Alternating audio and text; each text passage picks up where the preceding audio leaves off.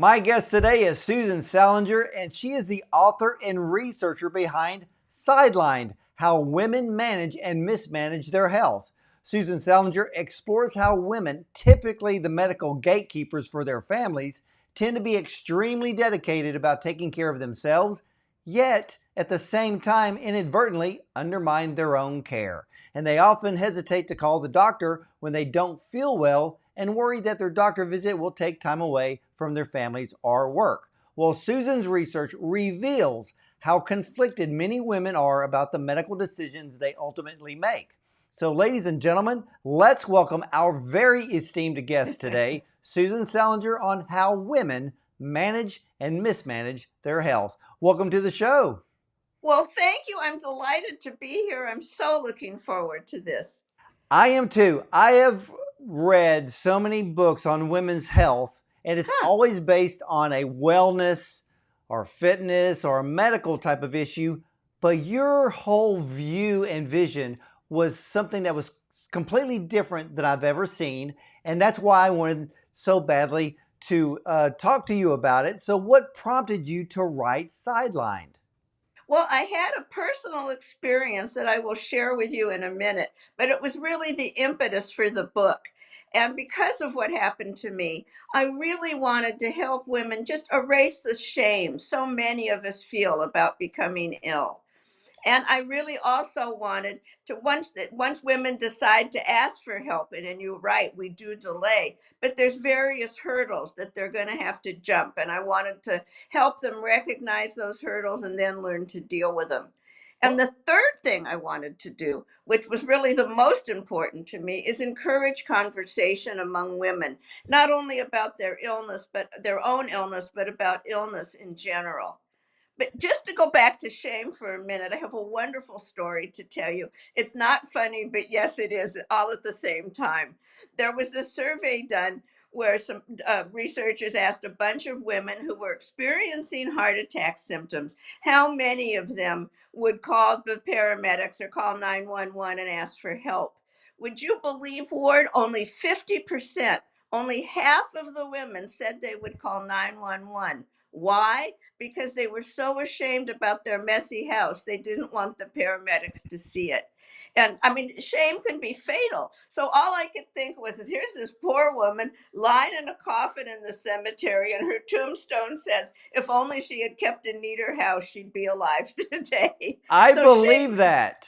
I shame is absolutely believe fatal. it because Susan, when I was going through the book, what amazed me was that I know how guys think. We won't go to the doctor until it's the last thing. We don't care about if the house is dirty, but Right. we are just, I think we're way worse than women. So I was so That's true. surprised that because I know a lot of women, they make doctor's appointments like they're going to the salon to have their hair and their nails done. And I'm like, are you a hypochondriac or what? But your book opened up a whole new mental picture of what's going on in women's lives when it comes to Yeah. medical care. And Right. why is your book, like your book, why is it so important today? Well, it's particularly important today because even in 2022, women have they have hurdles. The first thing we have to do is get out of our own way. And that's where my story comes in. Actually, it's a classic case of do what I say, not what I do. I was taking some hormones and the doctor said, "Hey, I have some new ones. Why don't you try it?" So I mean, sure, why not? So I tried the new hormones, had a whole bunch of common side effects. So he did a bunch of tests, everything was normal, and he said, "You have to have exploratory surgery." And I thought to myself, "No, I don't. I'm fine. Just give me back the old hormones." And he said, "No, no, no, no, no." So meanwhile, I go in for exploratory surgery. I'm lying on this gurney with all of the tubes attached and people wheeling me in. And I'm thinking, what am I doing here? This is insane. So he did the surgery. Everything was fine. I went back on the whole old hormones and kind of lived happily ever after. But I thought to myself, I can't be the only idiot in the room. Have other women done this? So I talked to a bunch of other women, and sure enough, most of the women I talked to had made one or more medical decisions that, like me, they later regretted. So Well, that was really the impetus for the book. Well, then let me ask you this, because you bring up a question that just popped into my head. If you were taking hormones and everything was fine, why did you so easily agree to change them when the doctor said, hey, I got something new? Well, I thought that's a good question, and I thought it was why not? I was taking him for osteoporosis, and he said these are even better for osteoporosis. So I thought, what the heck? Give it a shot. I'm It so sounds, sorry I did. I can't tell the you. doctor sounds more like he was being a salesman than actually being a doctor. So, That's partially true, Ward, but I have to tell you, if he'd been right, and I knew he was looking for ovarian cancer, I know that's what he thought. And if he'd been right, he would have saved my life. So, it's what can I say? well, is this was the hormone situation? Was that one of the themes or the pivotal moments in your life that caused you to say, "Hey, I need to Yes. write this book"? Yes, I was so ashamed of myself, which brings me back to shame. I was so ashamed of myself that I didn't listen to my gut. I got frightened. I mean, I could have taken a week or two or three. I wasn't going to keel over the next day. I could have gotten a second opinion. I could have thought it through. I had a million options, none of which I explored. The doctor said, do this. And I said, more or less, I said, sure, why not? Well, Never again. Never again. I gotcha. Yeah, Right. usually, hopefully, for many people who go through a medical situation where they had that gut feeling like, why did I do that? Hopefully, they will say never again. But, Right. I know I know what it's like when people go to the doctor. It's almost like going to a car dealership. It's hard to separate Yeah. emotion, fact, Right. and what you want and what you're trying to get all at the same time. And your mind cannot multitask more than two things at once. So Yep. we're caught in a trap. But with your book, you interviewed quite a few women. How I did you sure did. find these women to interview them? It was actually amazingly easy. I got on the internet and I went to the different support groups like for fibromyalgia, endometriosis, whatever. And I just put it out there. I said, I'm writing a book. I'd love to hear your story. Is anybody interested? And I got a lot of replies. And each reply, I mean, each woman had a friend. I really needed to interview her friend because. So it's like you said on the Michael interview, it snowballed, and and the women were so generous and so lovely. And I have to tell you, their sole purpose was to help other women avoid the experiences that they had had. So we were all in this together, and it was just a lovely, lovely feeling. Well, you put together some focus groups. So, how did you put those focus groups together and why did you do that? Well, I put them together in a very simple way. I hired a focus group person to put them together. But I did it for a couple of reasons. Number one, I wanted stories from across the country. And so all of the women were from, the Midwest, back east, some were from the West. I wanted everybody. The most important thing that the focus groups revealed, though, and this I have to say, this blew me away. I had two focus groups, and 100% of the women in each group had never talked about their illness with anybody else other than their doctor. And that's actually, again, one of the main reasons I wrote the book. I want to encourage conversation. We need each other. Illness is too lonely and long, and it can, if you're particularly if it's chronic, it can be a long journey to take alone. Well, let me ask you this because this seems to be a fact in the medical industry that's pretty ignored. And when you had your focus groups, were you able to tell based on race between the women and maybe that their medical situation or the way they were treated was different than someone else? No, I wasn't. And that's an excellent point because minorities do have a much harder time. But the particular women I interviewed, their stories were more or less equal. There was no difference. I mean, their symptoms, most of them, their symptoms had been minimized. They'd gotten a psychological diagnosis. They were told it was stress. Its race seemed to have nothing to do with it. Uh, Which I thought was interesting. It was strictly a gender issue. Wow. Well, then that leads me to my next question. Why do some women, some of the time, do themselves such a disservice? Well, There was been a lot of studies, and I have to tell you, my first thought when I interviewed all the women I met, and that was one of the things I found in common, is that they really delay going to the doctor. But and I thought, so I did the research because I thought to myself, I mean, maybe it was just the women I interviewed. I mean, that can happen. But it turned out there's a ton of literature on the subject, and women really want their main goal is to take care of their families. I'm smiling because there was another study done where they gave women a list of 5 things, and they asked them to prioritize who they would take care of the most. Well, the first thing they would take care of was their children. The second was their pets, which makes me smile. The third was parents or elderly relatives. The fourth was their spouse or significant others. And fifth, last but not least, was themselves. So there you go. So we really put our families first. That's the first thing that is really mind-boggling. Well, When in the beginning, I had mentioned where men won't go to the doctor unless they absolutely have to, or they have to call 911. Right. And with women, yeah, and with women, they go to the doctor far more often than men do, even possibly for things that they probably wouldn't even have to go to the doctor for. But because women are so proactive when it comes to their health, more so than men, and they work at it so diligently, what do you mean that they have trouble getting the most effective health care? I kind of found that kind of odd. Well, yes, and that was actually the conflict in the book. I want to be really clear that women are very proactive. You're absolutely right when it comes to our health care. We keep on top of all our tests. We keep, we do everything right, except when it comes to actually going to the doctor. And we do go to the doctor more than men do. But that's also because we take our children, we take our parents. It isn't necessarily for ourselves. Sometimes it is, but as I said with the 911 story, I mean, women are ashamed. They don't want to be sick.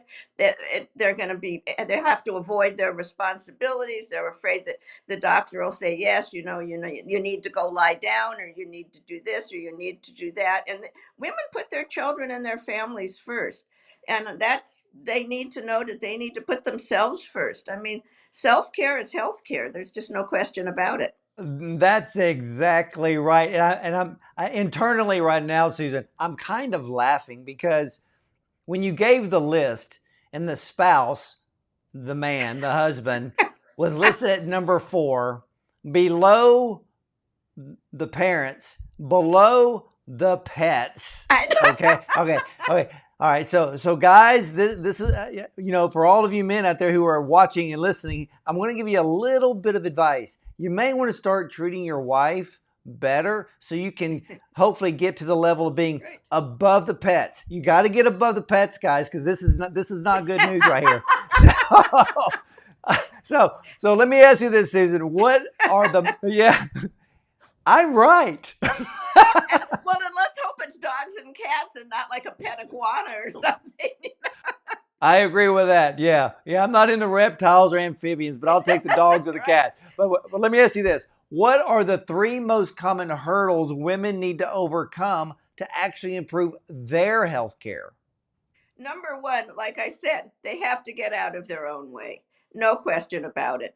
That's really the first thing. But then there's also hurdles in the medical community. I mean, doctors still, even as I started to say in 2022, they minimize women's symptoms. We get a psychological diagnosis. And I don't think people realize this. It's a very tricky business. There's like 20 to maybe 30, 40,000 different diseases out there, and a lot of them have the same symptoms. I mean, if you go in and you say, I'm tired, I have no appetite, I'm in a little bit of pain, that can be all 20,000 diseases. For the doctor, it's like looking for a needle in a haystack. So you really have to learn how to state your symptoms, how to be clear, and how to get second opinions. And that is one of the most important messages in my book, because women really hesitate to get a second opinion. We don't want to be rude. We don't want to hurt the doctor's feelings. We're taught to play nice. And so we do, to sometimes to our own disadvantage. It's amazing. Your book is bringing something out, which to me is the absolute opposite of what we see today when we are looking at women's roles in society. Now it's women can be CEOs, they can be world champions in sports, they can do this, they can do that. There's nothing they can't do. But in medicine, the doctors, and I'm not saying male doctors, it could be a female doctor, but when a female patient comes in, why is there this type of well, I'm trying to figure out the right word here, not submission, but it's almost like they're looking at them as lesser than. And on top of that, there's that mental health idea that doctors keep. It's a mental health card they keep playing. I don't know if the Right. doctors have been on call too long and just getting tired, Yeah. but looking at a woman and saying, it's probably all in her head. Well, why is it? Well, if a guy goes to the doctor, why is it the doctor not thinking it's all in his head? Why is the man more physical where the woman's issues, oh, there's probably an underlying emotional or mental element to her problem? That's crap. Well, it is, absolutely. And it's a real problem for women, especially those with chronic diseases that are particularly difficult to diagnose. I mean, incidentally, it can take 5 to 7 years to get a disease for a to get a diagnosis for a chronic disease. But to answer your question, I think a lot of the reasons, first of all, I don't think that the doctor sees the woman herself as less than. But I do think there's a couple of reasons that our symptoms are given a psychological diagnosis. One of which is actually the way women communicate. And I don't mean to blame the victim here, it's just a different communication style. But women, when we talk, you'll go in and you say, listen, I have a sore throat. I'll go in and I'll say, I have a sore throat. And, I've lost my appetite. I'm driving my kids to school. I'm so tired because I've got this virus or something and I just don't feel well. It's really stressing me out. So that leads the doctor right down the path to a psychological diagnosis. That's one issue. Well, now you bring something else up. And a lot of people need to realize that when they go to the doctor, get to the point, stop storytelling, stop Right. being a history teacher is what I call when people said, hey, I went to the store yesterday, but then they tell you the whole route on how they got to the store. Stop doing that when you talk to the doctor. Now, in your Yes. book, do you advise the women to get to the point and get rid of that outside talk? Because it's that outside talk that you just gave us the example that mentally changes the idea of what the doctor is going to do or say. I think I don't quite say get rid of it because because I'm guilty of it, and I think it's really hard. I mean, you want to know how I am? I'll ask you how much time do you have? I'll give you the whole story. But I do say I do have a lot of suggestions, and I do think one of the main ones is to write down your symptoms and prioritize them. Go in with a list that will not only help you stay focused, but it focuses the whole interview. And I think that that's really important.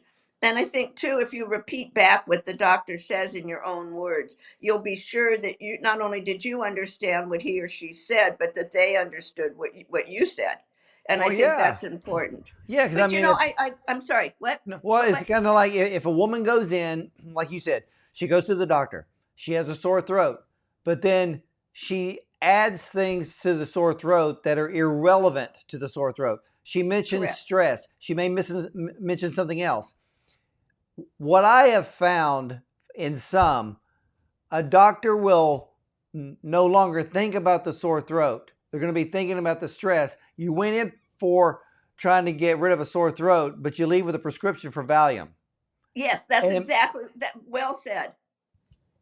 It's so exactly what happens. yeah, and that's the reason why. And ladies, this show is for you today. And Susan has the best book to help you to Thank you. focus. Thank And you. Thank you. seriously, because I think your book is something that we need today, which is we need to improve, all of us, but especially for women, need to improve that line of communication, in this case, with their doctor, with their specialist, with their OBGYN, if Right. it's, psychiatrist, if it's a counselor, get to the point and Yes. stop adding A, B, and C, which then can throw off your healthcare provider trying to help you. You're just making the problem worse. That's so true, because really you want to let the doctor do his job. And what I do, which is wrong, but what I'm not wrong, but I can't help myself, but I tell him the whole, or her, the whole story. I don't want them to miss anything, so that I can get an accurate diagnosis. And in a sense, I'm tripping myself up. Yeah, um exactly. And that's my point. We end up, like you said, women, and since we're talking about women today, you're right. Women do themselves a disservice by getting mhm. in their own way simply by possibly talking too much to the doctor. Just get to the point. I have a sore throat. What can you do about it? And Yeah. shut up. Right. No, that's true. But there is another reason too, because I want to get to the medical history. Women in medical history have a very unhappy relationship. This was actually my favorite part of the book. It was just so fun. Aristotle called us leaky vessels because we menstruate and cry. He thought women were mutilated males because, of course, the male was the perfect form. And I think some women have internalized this sort of, I can't call it nonsense because it was so many years ago they didn't know better, but nevertheless, nonsense. Our reproductive organs are blamed for our what weak morals and etc. Our propensity for sex, we have insatiable sexual appetites, all because of our reproductive organs, and our uterus meanders throughout our body up to our brains and causing all sorts of weird things. So I think some women have internalized this devaluing and this misinterpreting of our bodies, and I think that that's a real reason. But I honestly, and I think a lot of people might disagree with me here, but I think that the wellness industry has contributed to some of women's hesitancy. I really want to say shame. The wellness industry has given us so many good tips on how to live a healthy lifestyle, but underneath it all is the assumption that if you take care of yourself, you'll be okay. And that's not true. I mean, illness is random. Then there was my father-in-law who lived to the ripe old age of 84 or 85, never sick a day in his life, hated anything except red meat, loved red meat, never looked at vegetables. He wouldn't even look at a carrot, loathed them. And they never exercised. I, on the other hand, have a very disciplined diet, exercise 4 times a week, etc., and my blood pressure is higher than his ever was. So illness is random. And I think that that's a really important concept to help women erase the shame that some of them feel. Well, what type of empowerment in your book do you give women so when they go to the doctor, they can, because look, the doctor didn't call them up to make the appointment. The woman called the doctor. So you make the incentive to go to the doctor. What kind of guidelines or helping tips did you give women in the book to when they go to the doctor? You should be doing this, doing that, to that way they can manage your health better.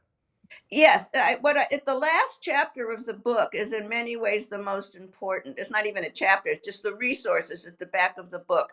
I worked very hard and did a lot of research. And what I did is I offer a tremendous amount of websites to help women look up their doctor, to research their doctor, to research their illness, to research the medication they've taken. These are all the websites, or most of them, that I used in my research, as well as some of the ones that people recommended to me that they swore were reliable. I mean, I can't guarantee them because they may have changed since I've used them. But nevertheless, it's an excellent resource list, and it gives women all of the tools that they will need to do their research, help them with questions, etc. It's Well, really what good. now, and ladies and gentlemen, let me tell you something. Susan Salinger's book, Sidelined, like she just said, there's resource guides in the back. You want to look those up. Yeah. One of the ways to be proactive, I just had this conversation with a medical researcher yesterday. Research, research, research. Knowledge is power. Gain power when you go to the Yeah. doctor. So let me ask you this, Susan. What are women's biggest frustrations when they do visit their doctor? I will get to, I just want to tell you one thing about the research.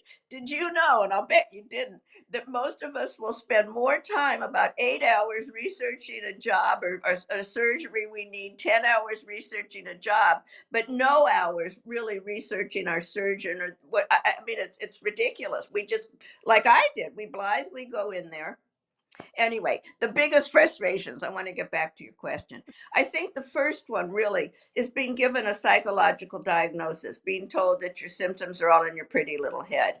That's demeaning, devaluing, and frankly, frequently inaccurate. I mean, it is true that stress can cause illness, but there's a lot of women that have a lot more stress than all of us who don't get sick, and a lot of women who have a lot less stress than us and do get sick. I mean, illness is random, and I think that that's so important. I think that's a major frustration, is being misunderstood. You know what? Completely, because with women, and I can see where the psychological diagnosis would be okay. Maybe she has a thyroid problem. Maybe she's an adrenal problem. Maybe she has Right, a hormone problem. All right, three of those are linked to psychological aspects of health. What yeah, what infuriates me is that has to change. right, And in men's health, even today, testosterone levels continue to decline. When that happens, doctors possibly could start treating men the exact same way. Oh, low testosterone, low thyroid. Guess what? That's all psychologically, those right, things can cause psychological changes, not just in women, it happens in men. So to right. me, Susan and ladies and gentlemen, I think Susan and I can level the playing field today. So Let's hope so, because this has to stop, both for men and women. I don't know that much about men's health, but I know, for example, that men are treated with testosterone supplements and all of that, and it's I don't my knowledge tells me it's not healthy. no, well, let Um, me ask you this. What are some of the other frustrations you came across? Well, mostly, let's see, let me think for a minute. Mostly women don't want to leave their families. They're terrified of what they're going to hear. They're afraid of being minimized, dismissed, and that is, as we've said, that's a real fear. They're also afraid that they're embarrassed. They feel that a part of it is when women get sick, they tend to blame it on stress. And to them, they mean the fact that they're sick is like a public acknowledgement that they can't manage their stress. They see it as their how do I say it, a public acknowledgement of their inability to manage their lives. So that's why they hesitate to go to the doctor. And I think that's why maybe they're so quick to tell the doctor that they're stressed, that they I you think look there's another. I'm now thinking. I think there's another underlying problem with that. If a woman blames it on stress, to me, I'm thinking what she's really saying is it's not stress. She wants someone to listen to her. yes, Most women, yes, if they are the health gatekeepers of the family, they're the ones less likely to be listened to. Could mm-hmm. be by the spouse, could be by the children, could be by her parents or the in-laws. Pets don't care, but I know the list. But it comes down to the fact that I believe when they throw the word stress, I think there's an underlying cause of somebody is not listening to me. I have a problem. I don't feel good. Will somebody just sit down, let me talk, and don't try to solve my problem? Let me just get it out. Do they Yes, feel that way when they go to the doctor? I think so. I would agree with you. Nobody said that to me specifically, but my intuition did pick that up. um, because it's true. And women don't look at all in the focus groups. They never talk to anybody about their health except their doctor. I mean, there you go. If that's not proof, I don't know what is. Well, yeah, I mean, and that's why, Susan, your book is this tremendous eye opener.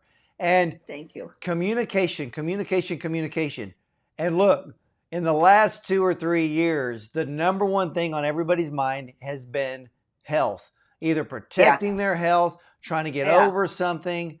And then, and I think it's been made worse because there are certain areas of the country that when you go to the doctor, no one can come in with you. You have to go by yourself. Your support system is outside, Right. either Right. sitting in the waiting room or sitting outside in the car.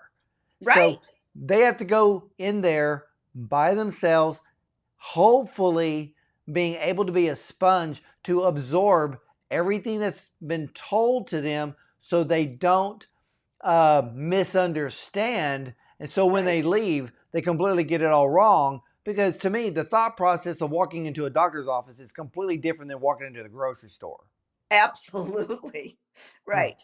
No, and as a matter of fact, I'm in California, and I guess it's statewide, but my support system, my daughters, whatever, do have to stay in the car or not even in the waiting room. I mean, I went to the doctor the other day for just a checkup, and she poor thing had to wait in the hallway. She didn't even want they didn't want her in the waiting room. And one of the things in my book I say, which is now a little bit outdated perhaps, because I say be sure to take somebody with you, so that, because 4 ears are better than two. I mean, oh well. Oh, absolutely. And I think that when someone goes to the doctor, especially, I don't care if it's a man or a woman, really don't go by yourself. Because if you're going to go in, now I understand that there are certain conditions where you don't Yeah. want to be openly talking about it in front of somebody else. But Right. at least there's another set of ears, and hopefully they're listening and not looking at their phone while you're trying to It's talk to the true. doctor. Yeah. But let me ask you this, because you brought something else up earlier, and I really want to get into this because we don't hear about it a whole lot. So why do some women hesitate to get a second opinion?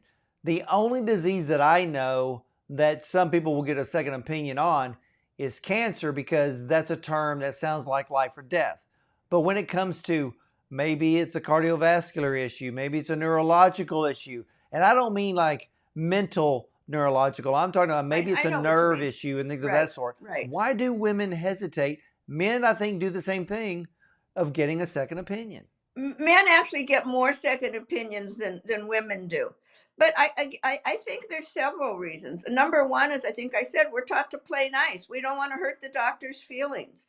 Um, one of the women said to me she was afraid to get a second opinion. She was afraid she'd be labeled a bad patient, and that would go in her chart, and it would sort of follow her throughout her medical career, so to speak. And that was a real worry. And women don't want to be rude. So we don't want to be rude. We don't want to hurt the doctor's feelings. We don't want to be labeled a bad patient. A lot of women are very worried about being labeled hysterical and getting that psychological diagnosis, because maybe that's what some of them think anyway. So when the doctor says that, it confirms their already negative feelings about themselves. And I think that that's an important point. So Well, there's a yeah. bunch of reasons that we do. And another reason I think that, and I'm don't know if this is accurate, but I think it is. One of the things I didn't mention in communication is that women lie to their doctor more than men do, and that blew me away. So maybe if we've said to the doctor, "No, I never drink," or "Oh my goodness, drink me." I always exercise. I never cancel my exercise. I do it every morning. I floss at least twice a day. So if if we've said all those things and then we go get a second opinion, are we going to lie again? What do we do? I mean, we backed ourselves into a corner, and I think that that's really, yeah. And the other thing about lying, incidentally, and then your turn, but Well, is no, that, no, go ahead. Go ahead. well, but many of us, like I was like 25 or 30%, don't think that their lies have anything to do with their diagnosis. They don't think it leads. I mean, that's mind-boggling. Oh, It blew no, me it away. is. But see, part of with women not getting a second opinion, that's not their fault. The fault lies in the history on the way doctors have treated female patients for decades. Yes. Everybody was always mentally geared of, if you liked your doctor, you went to him over and over and over again. You built up that relationship. Doctors can have a jealousy streak, a God complex. When they believe that they've done all the tests and they told you what's wrong, that's it. And if you're going to question that authority, they get offended. But you know what? This is health, and if you're offended, I don't care, because Right. this is Right. my life, and you just got to understand. Maybe they want a second opinion because they don't feel you're listening to them. No, I think that that's a good point, and I think that that's true of some doctors. But I honestly think that there's a lot of doctors who would welcome a second opinion. And the reason I say that, and I did not know this till I did my research, that diagnosis is such a tricky, tricky, tricky business. When you think about, as I said earlier, all of the diseases out there, it's like looking for a needle in a haystack, because some of our symptoms are vague, or the symptoms mimic other diseases. So before a doctor operates, he may be, or she maybe wants to be darn sure that they really are absolute. I mean, who wants to do brain surgery and go in there and go, oops, wrong diagnosis? Yeah, but that also brings up another way to focus about this too. If you go to your general practitioner, and let's say a woman goes to her general practitioner and says, I feel fatigued, my hair is kind of dry, it's kind of falling, I've got cold hands, cold feet. He runs this, he Yep. goes, you have hypothyroidism. Okay. Right.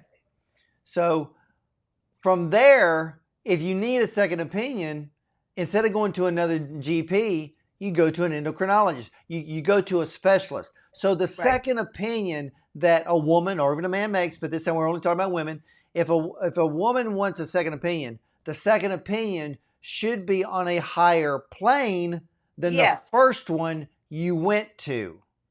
Well, I absolutely agree. And I think another thing that's really important about second opinions, and I believe this firmly, is to go to somebody that's had different training. I mean, if your doctor's from UCLA, get a second opinion from somebody who did their studying at NYU, just so it's different.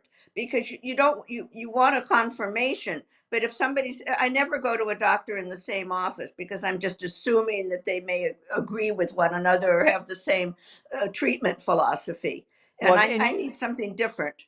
Well, yeah. Now, in your book, do you discuss where, because you did the focus groups, do do women go to their friends or maybe their mother-in-law, Yes. whoever, and say, "Hey, do you know of a doctor that does this?" Was there a lot of sharing of information to Well, maybe? no, because, well, yes, and let me put it this way: not in the focus groups, because they had never discussed their issues with anybody else. But asking a friend is one way to get the name of a second doctor, and also ask. You can ask your doctor. He may be, or she may be, more than willing to give you a name. But again, you want to research that to be sure that the doctor that your original doctor gave you has had different training. There's no point mimicking the same training. That's, I think, a very important point. Yeah, Um, but I asking a agree. friend is a very good way, and you want to do your research. Look them up. You want to make sure that they did their studying at a reliable and respected university. Oh, well, yeah, because everybody makes a fancy website nowadays, and you can make the most incompetent doctor look like Right. like he won the Yeah. Nobel Prize in medicine. Exactly. Exactly. It's so true. That's Yeah, what research is. You said you talked to somebody yesterday. I mean, research is critical. And again, that's why the resource list in the back of the book is also critical. It's very well, yeah, important. because see, when it comes to a second opinion, and that second opinion should be on a higher plane than the Hmm. first doctor you saw, which most likely is a Hmm. general practitioner. Right. I always believe, are they a leader in their specialized field? You Yes. know, Yes. and Yes. and if they are, and they are in your local area, their practice is usually going to be slightly larger. So when you call up there, you may not be able to see that main doctor, but there are other doctors in that practice with him that are Right. doing the exact same thing. Yes. Absolutely. and I and I Absolutely. and I think that works. So yeah, you hit the nail on the head, Susan. Ladies, research, research, research. Yes. Don't just Absolutely. don't go on Google and look up Yelp reviews. You need to Right. dig deeper It's than that. true. And you have to get the name of your disease. I mean, if you're if you want the clinical name so that you can look it up and make sure that you're on the right page, so to speak. Okay, now you open up another can of worms for me. One that irritates the fire out of me. I talk to so many people, and the worst are those who have been diagnosed with diabetes. And so I always ask them, did the doctor explain to you what diabetes is? And they say, no, they gave me a prescription for either a tablet or capsule insulin, or maybe they have to go on the shot or whatever. And I said, they never explained to you what that condition actually is. They go, no. And I'm like, that's not being a doctor. You know, Uh-uh. the old deal is that you wait in the waiting room for an hour or two, but you only get a 7.5 minute diagnosis on average. And that's not medicine. Right. And, Right. and I think for a lot of women, I think that's probably one of the sticking points for them is that they go in, they'd had to take off from work, they had to leave their family at home or their children was at the babysitter or whatever. Right. They Right. sit there forever. They finally see the doctor and it's over in less than 10 minutes. Right. Right. And you'll and really and part of that, it's amazing how many of us don't say to the doctor, like you said about the diabetes, that we don't understand. We hesitate to do that. We don't want to look stupid. We don't want to take up more of the doctor's time. I mean, whatever. But we don't ask. And I'll tell Well, you an interesting story about diabetes, actually, because this was in some research. We're also a culture of the worried well. So many of us, and diabetes happen to be the example, are diagnosed with pre-diabetes. And in the study that I'm referring to, 100% of the people that were diagnosed with pre-diabetes assumed they had diabetes. So now they're taking medication for disease they don't yet have, and actually only about 2% of them went on to actually develop diabetes. So we have to be careful about that. Like I yeah. said, research. Now I'm going to ask you a very important question. And for a lot of women listening and watching right now, I know they want the answer. Do women get better care from a male doctor or a female one? I love that question, and I will tell you why. As I researched my brains out on that, and the jury is still out. Isn't that interesting? I have, for example, I didn't even realize it until I was doing this research. My doctors are men and my doctors are women. I look for the most competent one. There can be different conversation styles between a male and female doctor. A female doctor might talk a little more to you, get a little more of your background, et cetera. A male doctor might be more interested in just your clinical history. But on the other hand, I have a male doctor that always wants to know how I'm doing, and a female doctor that rarely asks. So, I mean, you can't, you never know. Well, So the yeah, answer is fine. I'm sorry. yeah, you're absolutely correct on that. And I've also noticed too that medical doctors that also extend into a wellness practice have now, when they see a patient, you're going to see that doctor anywhere from 30 minutes upwards to an hour on the initial consult. Now, the Right. follow ups could be 10 to 15 minutes long, but the initial consult is 10 times longer than if you just went to a regular GP and they're passing out prescriptions like candy. So, Yep. and I know a lot of doctors, and you've probably seen them, where a lot of them are leaning more towards that wellness aspect to kind of encompass so many different aspects in treating a patient. And that patient, I think, too, feels listened to Oh, because they got yes. to spend more time with that doctor. That happened. Actually, it's funny that you brought that up, because when my husband and I, we just moved up here about 10 years ago, so we had to find new doctors. So we went to this one doctor, and I mean, I was thrilled. Fred and I were sitting in the waiting room, and he came in. We were the only ones in the waiting room. He had obviously scheduled plenty of time. He came in and he sat down in the waiting room and just talked to us, wanted to know who we were, why did we move up here, you get the picture. I mean, I've been going to him ever since. I mean, who would leave a doctor like that? He was fabulous and still is. So, Wow, and I can't imagine. I mean, even for us, I mean, yeah, we moved to our area about 3 years ago, and yeah, sometimes you have to find another doctor, and that right. can be really scary. It was. I mean, you're It playing was. roulette. I mean, you Yeah, you literally do not absolutely. know. Absolutely. You- But I'll tell you how, well, this man I found because there was a doctor of mine in LA that happened to move to LA from San Francisco. So I just asked him. But another doctor I found that I got really lucky was just on the internet, which I don't recommend. But I mean, she trained at Stanford, she trained at Harvard. So I figured, how dumb can she be, right? So I went, and she too turned out to be terrific. So that, I mean, it really worked out. Well, I've got a great question for you that all of us have gone through at least once. So, what can someone do if they mess up in an appointment or reflect back and want to think about their health differently? Or maybe for a lot of us, we want to redo. Yes, absolutely. Well, if you mess up an appointment, you have a couple of options.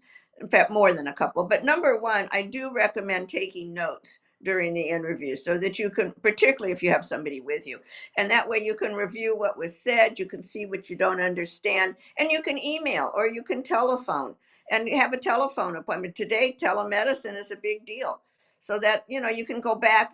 Just because you've left the room and your appointment's over doesn't mean you're through with it. You may need another appointment. You may need, as I said, just a telemedicine thing, whatever. But don't, whatever you do, don't just go away not understanding and then not following up on that. You must understand what he or she said. Yeah, exactly. And especially with telemedicine, if people are on a Zoom call, ladies and gentlemen, do not forget to hit the record button because that Right. can save you a lot of trouble. That's a And good point. look, don't be shy. If you have to call the doctor's office back and said, hey, what did the doctor say? Usually the nurse practitioner will have far more information for the Yes. doctor, And than the doctor. So sometimes I trust the nurse more than I do the doctor. well, and they both are full of information. And one thing that a lot of us do, and we really shouldn't, is the doctor's leaving the room and his hands on the doorknob. We say, and just one more thing, that's not fair. Yes. That's cheating. That's why Yeah. take a list. Well, then let me ask you this. What are your top 3 tips for women who want to better manage their health and decision-making capabilities? Number one, don't feel ashamed. Illness is random. We get it when we're stressed, we get it when we're not stressed. Not everybody that smokes gets lung cancer, and not everybody that gets lung cancer has smoked. I mean, it's that simple. Number two, talk about your illness, get yourself some support. Don't take this trip alone, it's just too lonely. And three, research, research, research. Go to the back of the book. You research your disease, research your doctor, research your medication. Ask your doctor when he or she gives you a diagnosis, what else could this possibly be? What are my options here? What if I do nothing? What if I don't take this? There's a bunch of questions that I list that I think are really helpful, and you will feel more comfortable that you got the correct diagnosis. Exactly. Now, when does your book hit the shelves? April 12th, 2022. But you can pre-order it on Amazon or Bookshop, I mean, all of those, the Well, usual. well, Susan, my goodness, you have written the most fantastic book from a Thank you. different point of view that has Thank probably you, been Ward. needed the last 30, 40 years, and you have done Thank it. you so much. I just had the best time with you. I mean, all this lovely time just to talk about myself and my book and hear your thoughts. It was fabulous. Thank you, thank you, thank you. Well, I've had a blast myself, Susan, and you are welcome back on my show anytime.